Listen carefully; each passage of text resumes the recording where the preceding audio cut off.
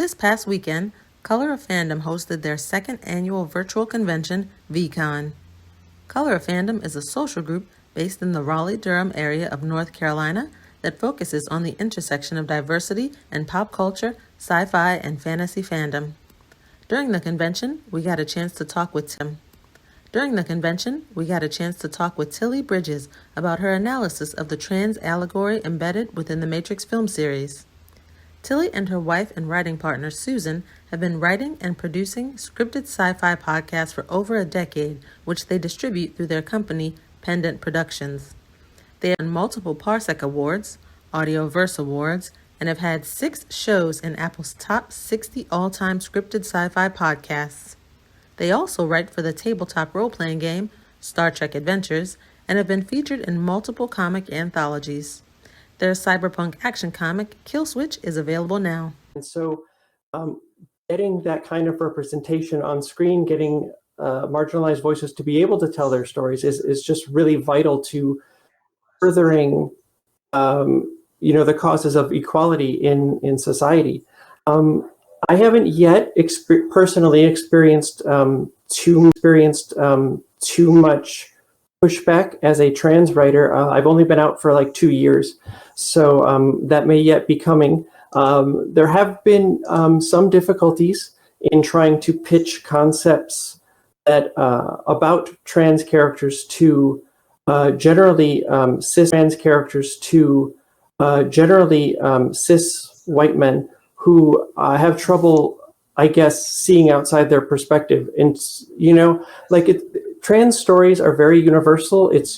They're because we're human, they're human stories, and it's just about learning about yourself. Just people have had trouble seeing outside of or seeing that perspective when they've never had to, because they always felt like themselves for their whole lives. So that is a difficulty that we face. I think we need a lot more marginalized voices in executive positions at production companies and publishing house find these marginalized voices and get their stories out there.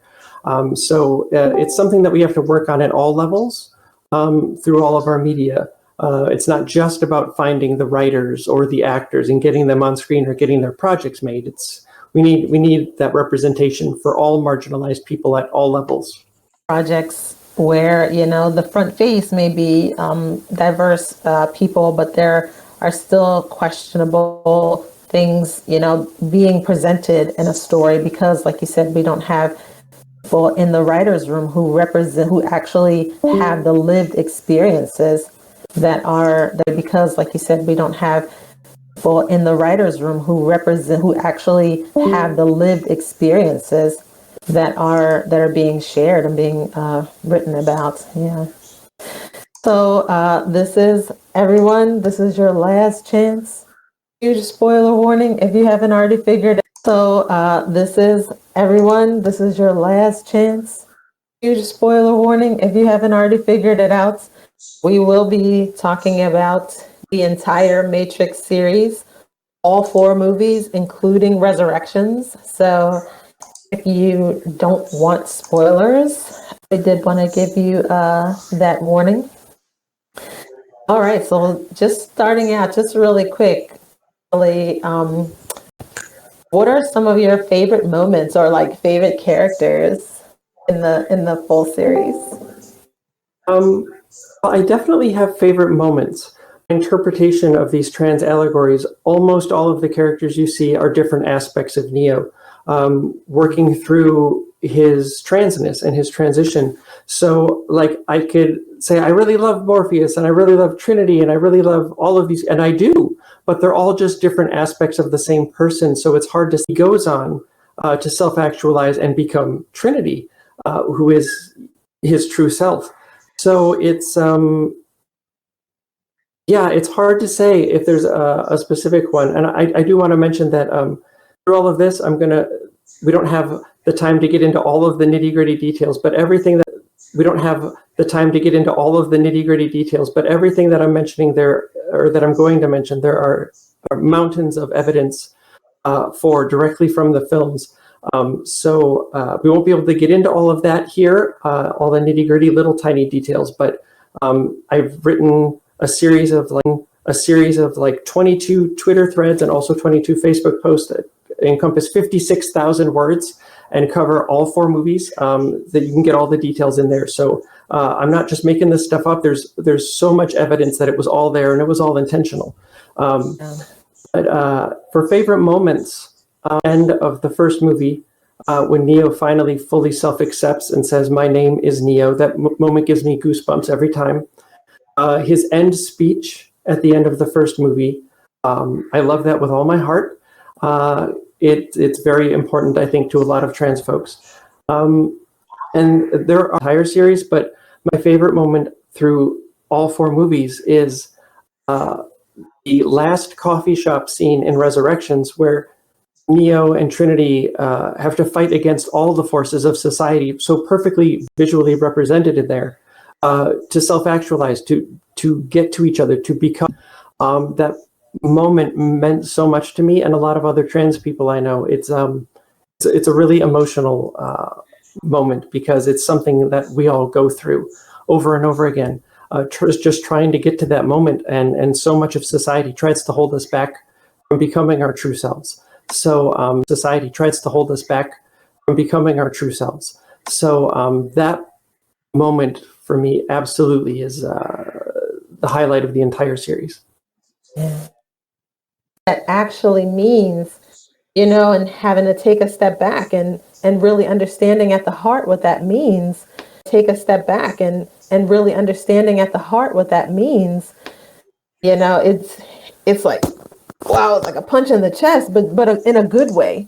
You know what I mean? To understand what the Wachowski sisters were really trying to convey in that. And we're going to get into that a little bit further, so I don't want to spend too much time on it. But just kind of leading into that, I wanted to talk about what are your thoughts on the importance of and the limitations of allegory? Because like we were saying, I had this thought in my head, this idea of what this meant for so many years. And then just recently, from reading your work to understand, like, no, that is not what that means. So just talk a little bit about allegory and its importance, and then specifically how it relates to the Matrix itself, because being a trans story in like the late 90s, early 2000s, Yeah, I mean, even now, here in 2022, we don't see hardly any trans. This position as sort of the only mass media trans stories that are out there. And they're so intrinsically trans, it is the bedrock of everything beneath all 4 of the movies, that if you pulled it out, you wouldn't even have a movie left. So much that happens can't even be explained in the surface level story movies. Even before I knew I was trans and didn't understand why I connected with them so deeply. But there are things in the surface level story in all of the movies that don't quite make sense. You're like, I don't know why that happened. What are they trying to say? But once you know about the allegory, all of it is crystallized. And so the fact that it's still a trans-centered story, a story about trans people, made by trans people, told by trans people, for trans people, is so rare. If it wasn't an allegory, it never would have been made, and it certainly wouldn't have been made 20-some years ago. The fact that Warner Brothers didn't know that it was this intrinsically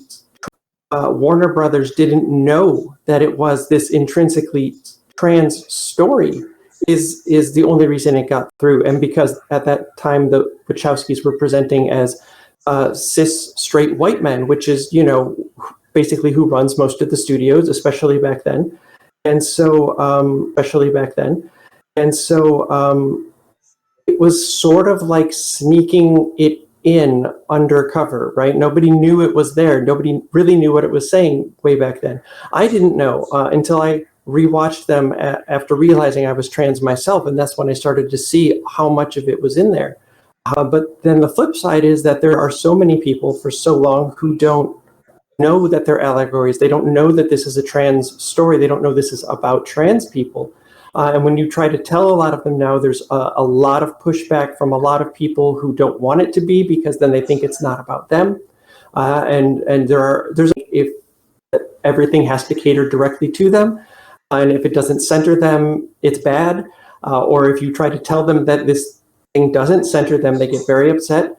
And then there's also the problem of it being a so intrinsically trans story without any trans people on the screen. It's for us, and we don't get to be in it. Resurrections finally had one trans actor on screen. There was a trans man, but I think he only had a couple of lines, and you don't really know that there's a trans person in there if you don't do this research to look up and find it. And that was the only thing about Resurrections that really disappointed me. I was hoping there would be a lot. That was the only thing about Resurrections that really disappointed me. I was hoping there would be a lot more trans representation on screen, because the context had changed now. Obviously, the Wachowskis are out, and everyone knows they are trans women. So I had hoped. I don't know why so many things happen at the studio level, and that could have prevented this, or that made it not work out for whatever reason. So there is that drawback that some people don't understand how it can be a trans story when there are no trans people in it.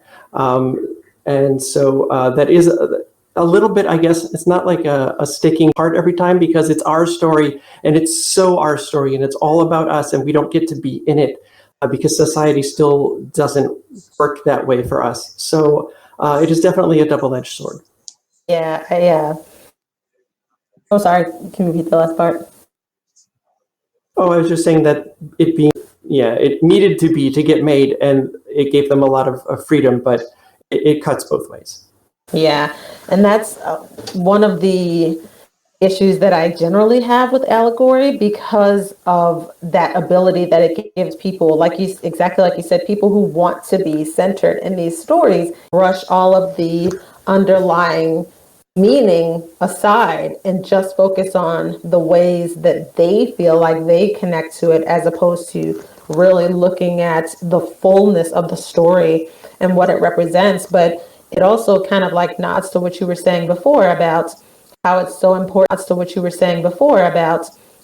so important to have people whose identities are reflected in these stories in the writing room. And I know I saw that Lana was on this project, but Lily wasn't. And watching the movie, it kind of felt like they were doing a little tongue in cheek where they were saying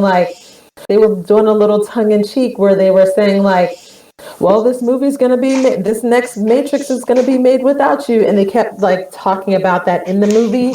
And I felt like that was kind of a nod and a wink to the viewers to say, we're going to try to put as much of this representation as we can in here, but know that our hands are tied. And I don't know for sure that is what happened, but right. I do kind of wonder if that's what that was about. But, yeah, I mean, I think it was definitely at least somewhat about, so many studios, especially in the present climate, are rebooting properties, are looking for old properties to bring back or to continue, do sequels. It feels almost inevitable that they were going to be like, well, we're going to reboot The Matrix and we have the rights, so we're going to do it with or without you. I don't know what it is, but it feels very true. I feel like, Lana was at a point where if I don't do this, there's going to be a possible sequel made by people who aren't trans and who don't understand what these are really about. And it's going to, probably break her heart. And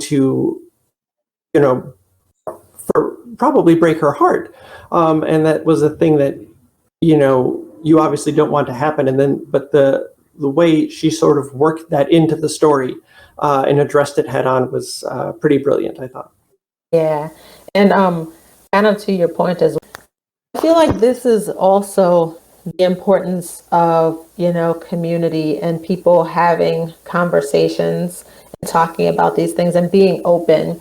And kind of like you said, it being the Trojan horse and kind of planting the seeds. Because like I said, I've watched the first three, that the story was about true love, that it was about, Trinity and Neo being in love with each other.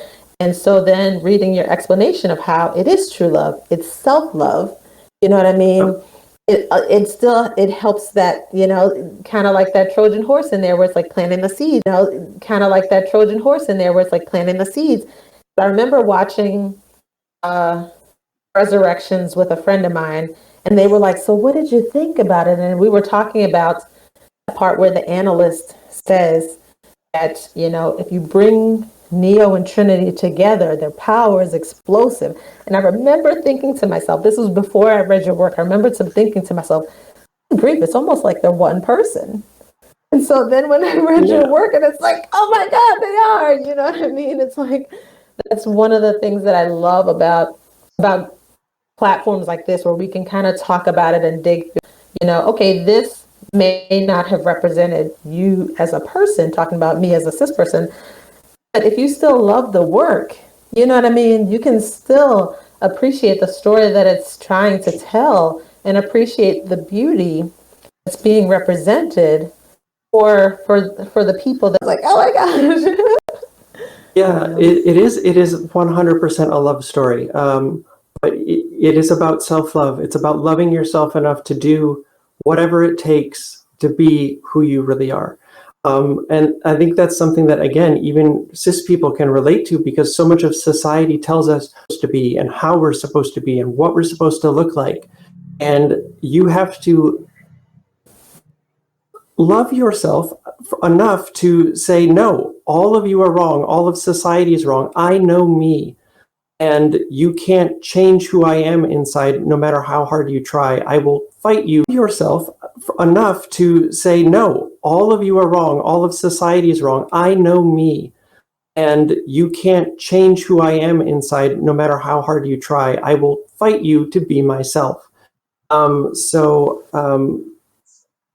Like every time that they kiss, every time that they kiss, all four movies, is another moment of self-acceptance, moving Neo along that journey to becoming Trinity. Every single one of them falls right along the path of he needs to accept himself right now and who he is and who he wants to be to move forward. And so I attached to it really strongly, but yeah, not as a romantic love, but it's just something I can identify with so much. And I know so many people who have said that these movies helped them realize they were trans, and there were so helped them realize they were trans. And I can't even tell you what that means. It's astonishing. And it just, yeah, I don't know. It speaks to us in a way that so very little else does. Yeah, that's a perfect lead into our next question. So talk about how your experiences as a trans woman are reflected in Neo's story, like some of those high level key points. Sure. Like in the third one, where you were like describing how his jacket becomes longer and longer, and I was like, okay, I'm with it, I get it. I'm trying to follow along. Yeah. Well, there. Yeah. Trying to follow along. Yeah. Well, there's so much. Broad strokes. The thing to know is that the first movie is about Neo coming to terms with his own transness and accepting that he is a trans woman. Reloaded is about what happens when you come out as a trans person and all of the ways society then tries to stop you, tries to end you, and how hard it is to exist that way. And it makes you think, was it worth it to do this, to transition, even though it's my... And then Revolutions is about, it's about two things. It's about dealing with your own internalized transphobia that society works into you without you even knowing it's there. And then it's about, knowing how society treats us. Where do we go from here? What do we hope for the future? That, cis folks and trans folks and non-binary folks and everybody can live together in peace if we just accept each other. That's where it's going toward the end. It has a really hopeful ending that I love. But then that doesn't happen. That doesn't come true. Society still has not accepted us. And so when you get to Resurrections, that's about detransitioning, which are people who, for one reason or another, have transitioned and then transitioned back. And almost always in studies, it has been shown that is because they found living life as a trans person too difficult to cope with. and that is definitely the track that Resurrections takes, and definitely the track that Resurrections takes. And so that is about realizing that detransitioning was a mistake and choosing to retransition back to your true self for good. And Resurrections is also about the sort of co-opting trans voices, specifically with relation to the Matrix movies and the way that the red pillars out there have sort of co-opted it and turned it into something that's the opposite of what it always meant. And that happens to trans people all the time. When I wrote these, started writing my threads explaining the allegories, many, all cis white guys, that I was wrong, that these aren't trans stories, they can't be trans stories. And they fought me on it, and they were awful. And because they were being told that this movie doesn't center you, it's not about you, and it never was. Keanu's not even a white guy, but that's beside the point. And it never was. Keanu's not even a white guy, but that's beside the point. So it's definitely a thing that happens. I don't know, and there's so many other little moments. When you get to Reloaded and Revolutions, where Neo's jacket is floor length. That's basically his dress. He's always spinning in it. There's this phenomenon among trans ladies that we call dress go spinny. Every time we put on a dress or a skirt, we feel this urge to twirl in it so that we can see it and feel it twirling around us, because and that's gender euphoria. And so every time Neo does that, he's experiencing his gender euphoria. His flying is his gender euphoria. And I can't even, there's so many other little things all the way through it that all tie in so directly. But it's like every frame of them all the way through. You kind of answered some of this already, but wanted to talk about some of the key representations of the trans experience represented in the series. And we kind of talked about it a little bit, like me realizing that Smith is basically dead naming. And it's like, you can even not knowing and understanding that he was specifically dead naming a trans person at the time, you can still feel the hostility and the animosity in the way that he says it. And you kind of repeat that theme a lot, where a lot of what happens with like with the agents, specifically Smith, is about, dehumanizing in that constant, just barrage. And also like understanding the second movie, it has like a totally different meaning for me now, because I would, it's part of the Matrix series, so I'm just going to watch it. But really, the biggest part that I took away from it was the conversation with the architect and the conversation with the Oracle. And I was like, the rest of it's just a fight scene. Now kind of like understanding what you were saying about like the constant barrage, like the nonstop barrage of people, like the representation of like Neo coming out of an egg, and how like there's just so much kind of like, we talk about how different marginalized groups create their own languages, like we have AAB that Black people use, we have like queer language, and then learning some of the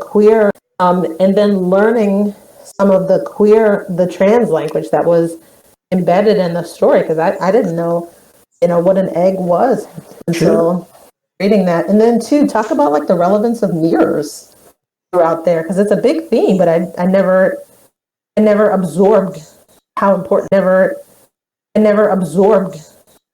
that is. Right. Well, for those who don't know, eggs are trans people who have not yet realized they're trans. And when they realize that they're trans, that's their egg cracking. It's just trans vernacular. I don't know if it came from the Matrix or if it existed before it was made. It feels like they're tied. The Matrix, or if it existed before it was made. It feels like they're tied together somehow, though. The mirrors are really, really important to the first movie, mostly.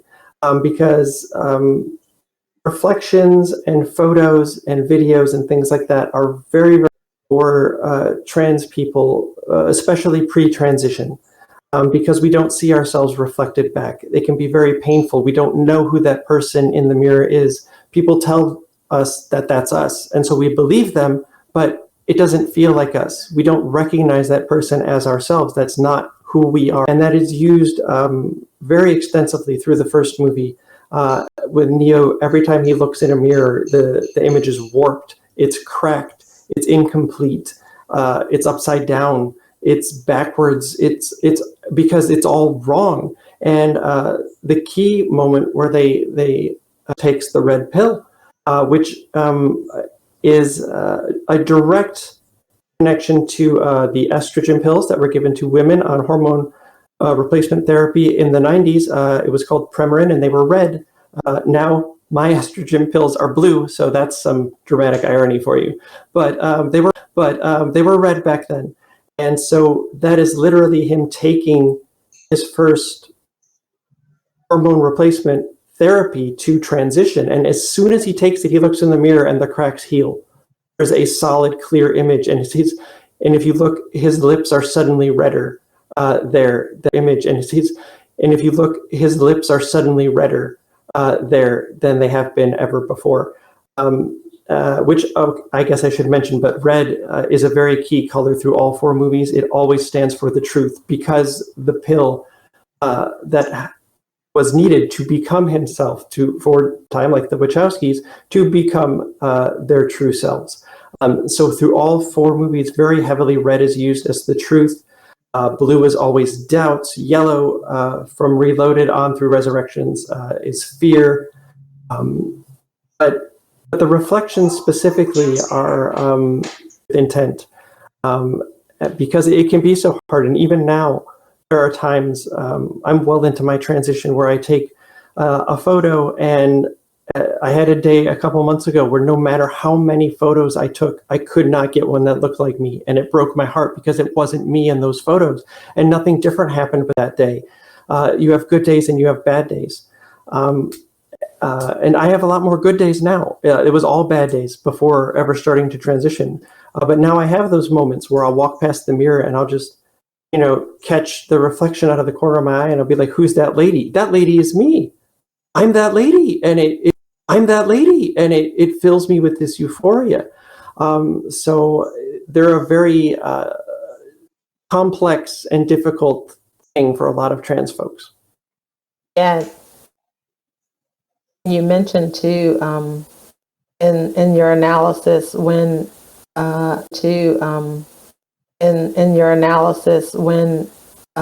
Neo, I think it was Trinity, he had said it too, where he was like, so none of my past is real. When he learns that, he is inside the Matrix, and he said that none of my past is real.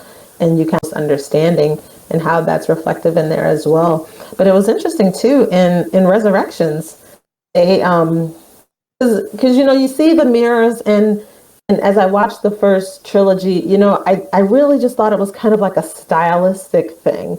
But in Resurrections, I really feel like there are so many, you guys are trying to see A over here. We're going to show you, we're going to double down and show you, no, this is what it really is.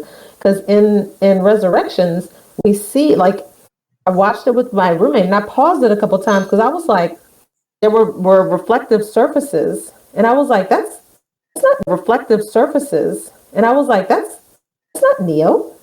It was, I remember being in the coffee shop, both him and Trinity, where, like, I saw their reflections, and it was very subtle. Like, they didn't even say it.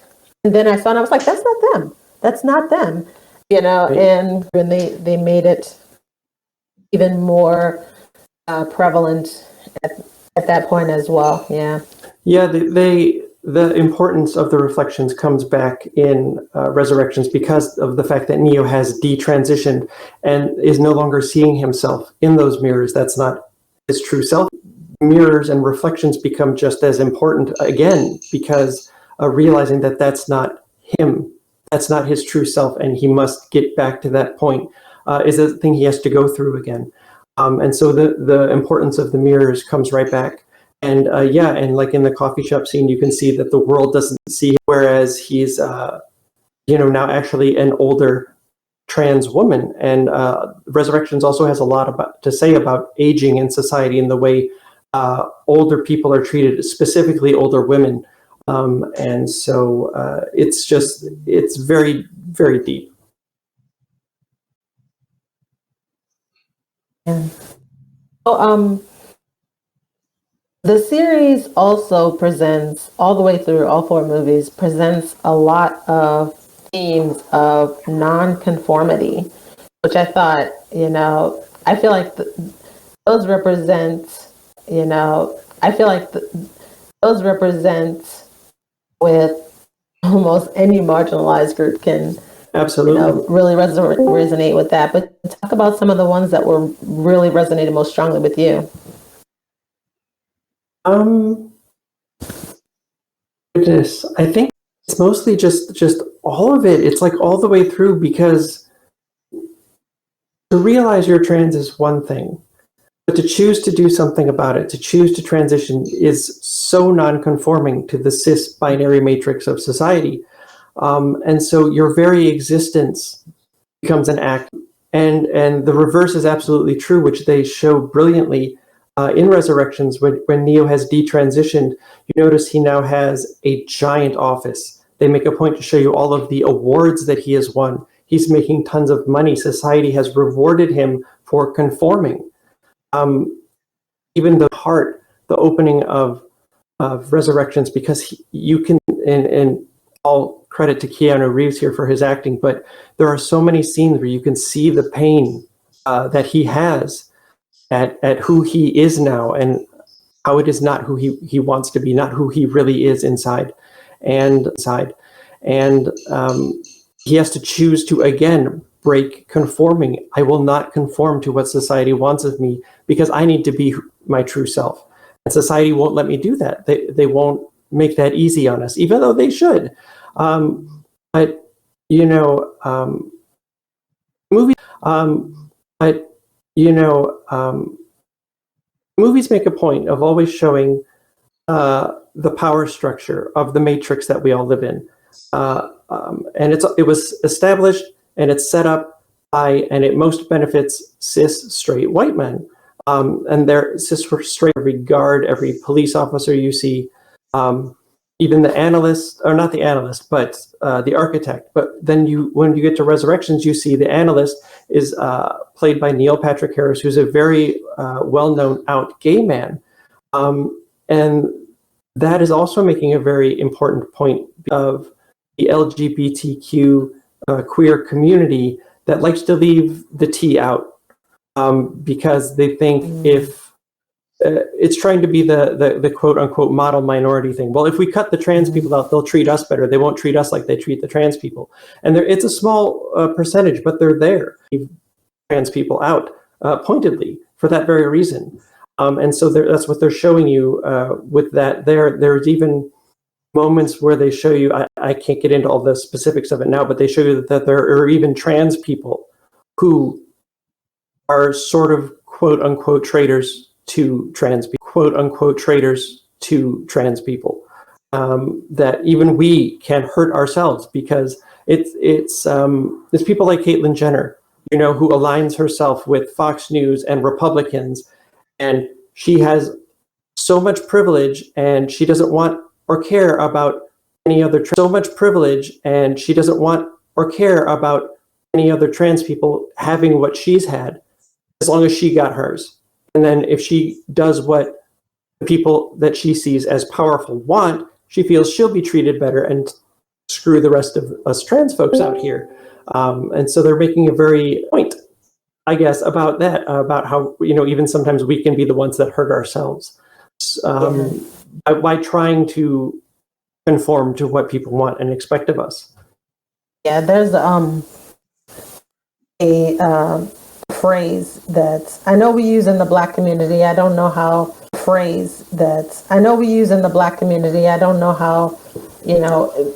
I'm sure it extends to other marginalized groups. If they don't use it, they probably understand the notion, because it's exactly what you're saying. But basically, proximity to power, where you have other groups that are like just one off from that power. If they don't use it, they probably understand the notion, because it's exactly what you're saying. But basically, proximity to power, where you have other groups that are like just one off from that power set. So as opposed to actually trying to disrupt conformity, instead of trying to disrupt power structure, you want to just get those people in power that to just say like, look, I'm just one removed from you, so let me have this power Exactly as right. well. Yeah.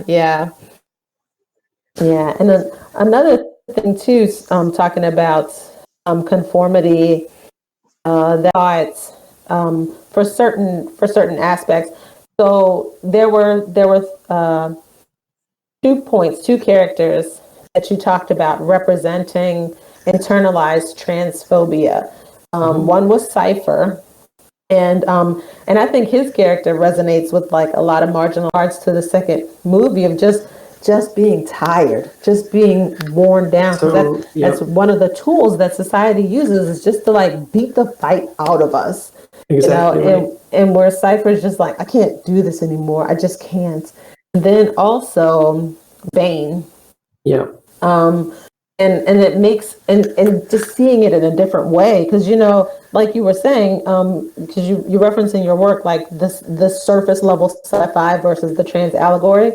So when I saw that part where Smith enters backwards through the matrix into Bane, and takes through the matrix into Bane, and takes over his mind.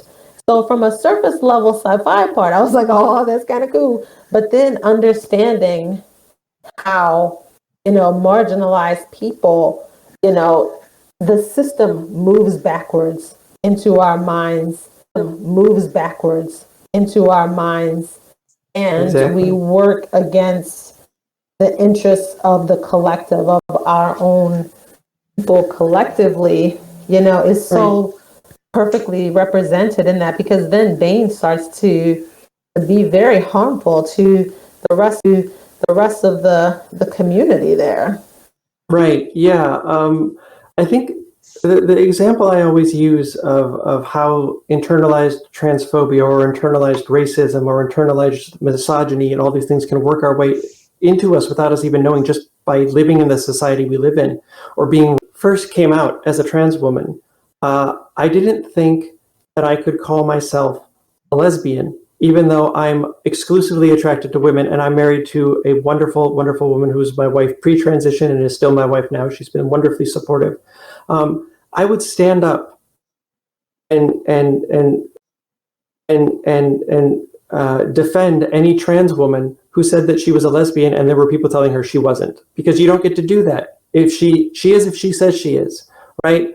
But I didn't think that applied to me. I thought I wasn't allowed to, because for some reason it wasn't for because for some reason it wasn't for trans people, even though it was for other trans people, but not for me. And that's because society had wormed that into my head, that lesbians were exclusively cis women who are attracted only to cis women. And that is not the truth.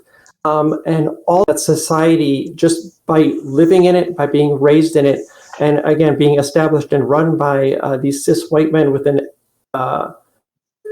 vested interest in maintaining their own power, they get that by the rest of us conforming. And so the just living in this society, these things get inside, and find those things and root them out. There was another great example a friend of mine used to use when she would give a talk, and she would just ask people to picture a doctor in their head, just any doctor, just picture a doctor. And then she'd ask people to raise their hands. How many of you pictured a woman? How many of you pictured a black doctor? And there would be so many few hands, because in our, and that's just because that's the society we're in right now. A really hard part of realizing you're trans and then choosing to transition, and you have to find that transphobia that has worked its way into you and root it out, so that you can become your true self.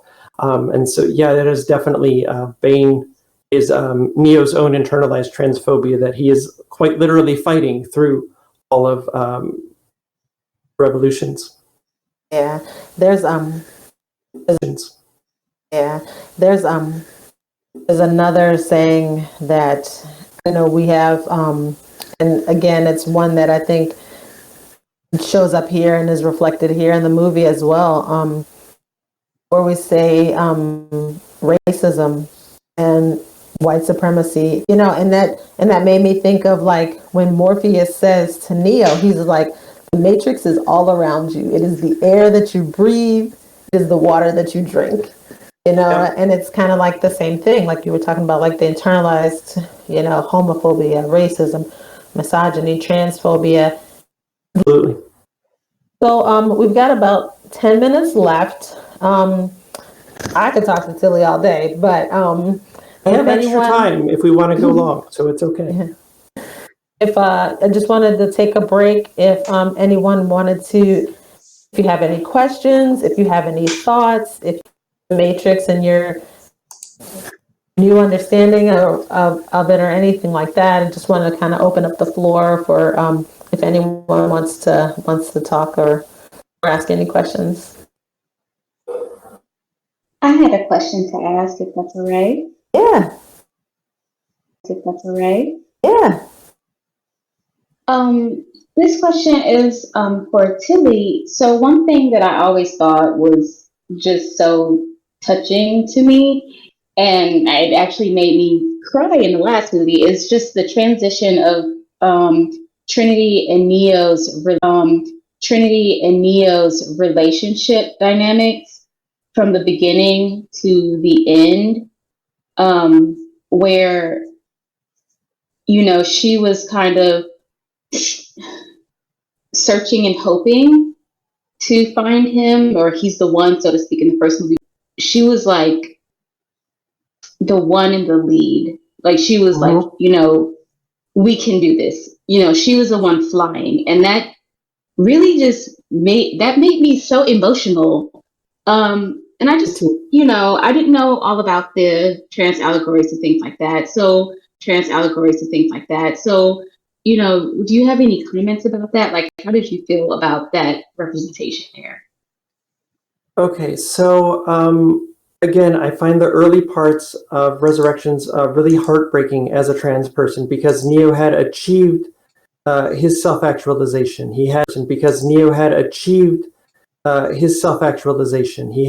transitioned to become Trinity. That was his true self. And so at the start of Resurrections, they're split. She is searching because his true self is just left. She was left out there alone, discarded, and point where their first meeting in that coffee shop. Also, it touches me so much when they touch hands and they look at each other in their eye and they're like, I know you somehow.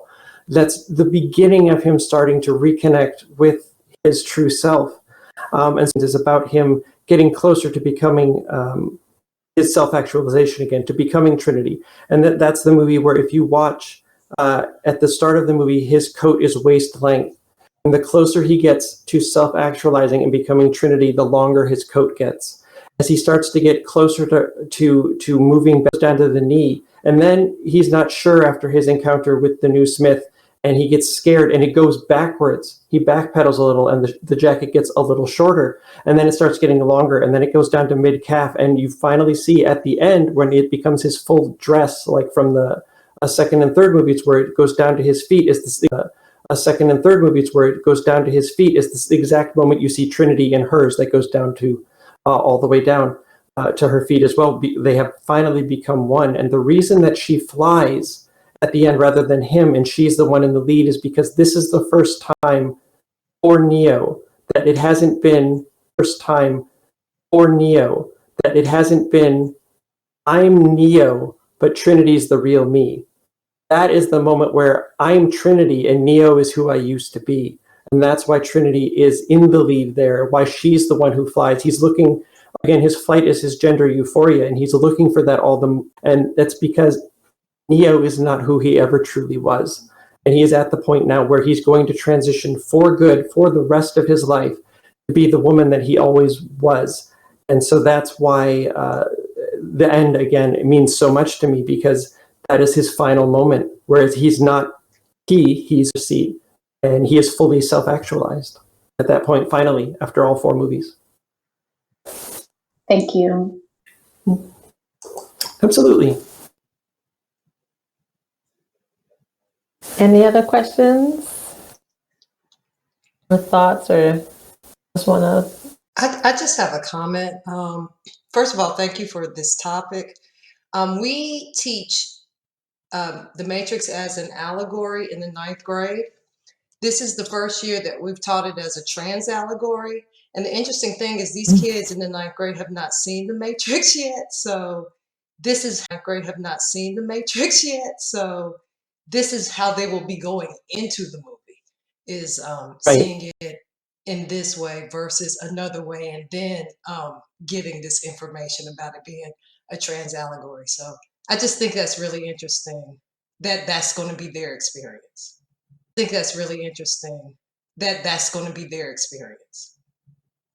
Yeah, it is. I've actually had, there's a college professor that contacted me, and they do a course on critical thinking. And as part of that, they teach the Matrix, and they always have, but now they're teaching my analysis. They teach the Matrix, and they always have, but now they're teaching my analysis of it to their critical thinking class. And once this professor started doing that, they got in touch with me and told me how much it meant to their students. They could already see it opening their minds. She could already see that there were how much suddenly knowing this meant to them. And not even just the trans people, but for cis folks, for you to understand that the allegory of it and what it means to us, just explaining it to people in my threads has opened so many parts and what they're going through. They know what it's like for them. They understand it better, and that's again part of the power of stories and allegory that they have. That they can connect with you on such a deep level and help increase understanding. Yep. Alrighty. That they can connect with you on such a deep level and help increase understanding. Yep. Alrighty. You mentioned we had a couple more minutes. Any other thoughts or questions, or anyone else want to share? More minutes. Any other thoughts or questions, or anyone else want to share?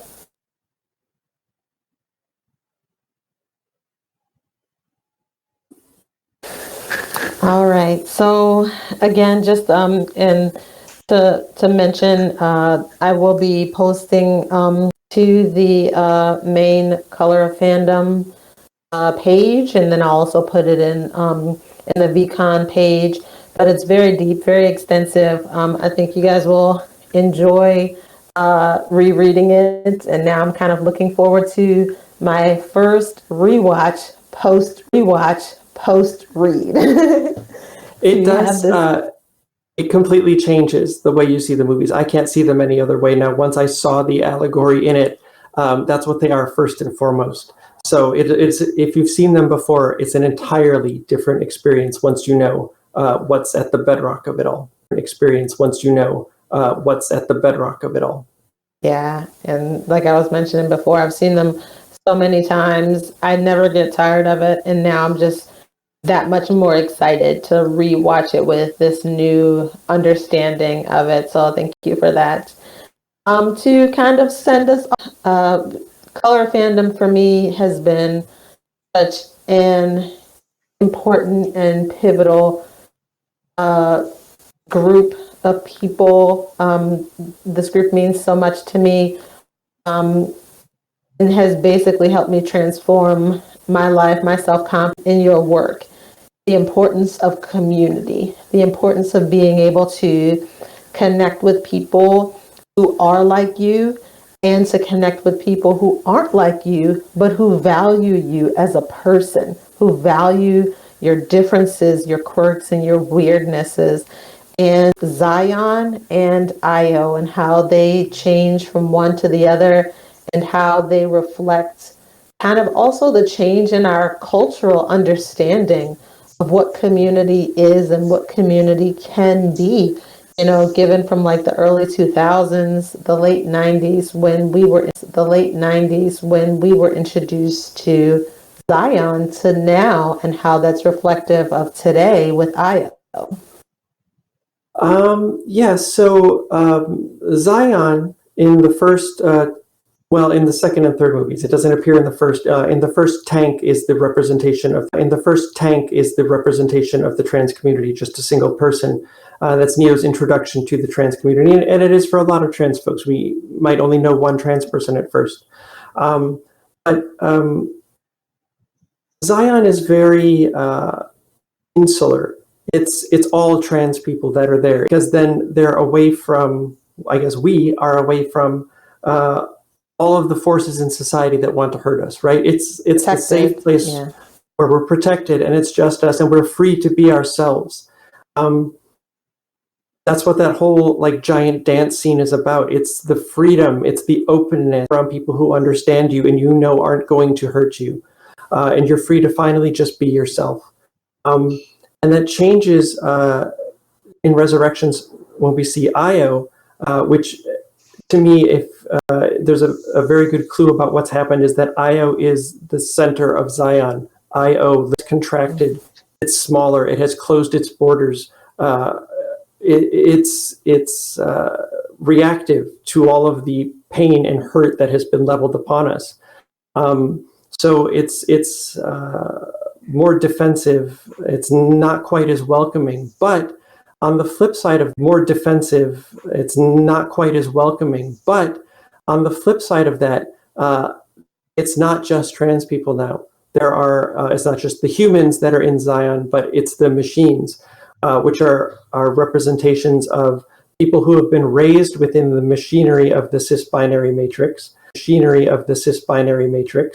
but have realized that the way humans, aka trans people, are treated is wrong, and they have chosen to be allies. So that is those machines, Cybebe and Octocles and Luminate, that representations of cis people that are our allies, that know they understand the system they were raised in and have realized it was wrong and chosen to help us. And so that's the crack that leads to the future there. It's we can't. One of the things I always say, and I do a lot of threads of a thing called Trans Tuesday. Every Tuesday I write a new thread about the experience of being trans in this world. And one of the things I always say is that there aren't enough of us to affect change on our own. The trans population is a very small percentage of the population. We cannot affect political change on our own. There's not just not enough allies to make change, or it'll never happen. And that's the representation there, is that there are now cis people that have realized how society treats us and are choosing to stand up with us and for us and help us fight for that better world. And so that's the key bit of fight for that better world. And so that's the key bit of actual hope that is in IO, is that it's not just us now. We have our allies, and that's the way we're going to find the way forward. Awesome. Thank you so much, Tilly, for joining us and taking us through this interpretation and this new profound understanding of the Matrix. And we got some comments in there. People are excited to rewatch with our newfound understanding. So thank you again for joining us today. Oh, absolutely, and thank you so much for asking explanations. And you have questions along the way, please just leave a comment. I'm always happy to discuss or explain things further. And I undoubtedly questions will come up, because I don't even mention everything, because then my analysis would never end, because it all goes that deep. So you'll find a lot of things, even if you read my analysis and watch, that I didn't mention how tied into the allegories they are. I love talking about this so much, because it means so much to me. So any questions, anything you have all along the way, please do not hesitate to let me know. I'm always happy to talk and discuss it. Awesome. Thank you so much.